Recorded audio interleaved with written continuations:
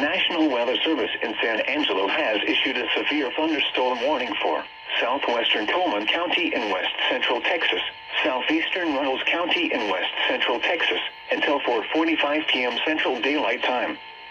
At 3:41 p.m. Central Daylight Time, a severe thunderstorm was located over Ballinger Lake, or near Ballinger, moving southeast at 25 miles per hour. Hazard, tennis ball size hail and 70 miles an hour wind gusts.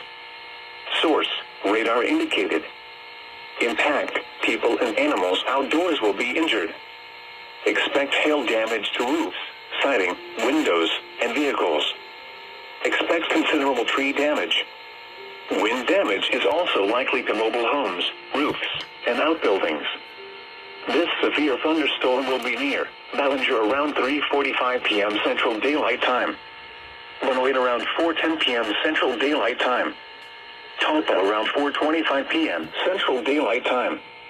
Levy around 4:45 p.m. Central Daylight Time.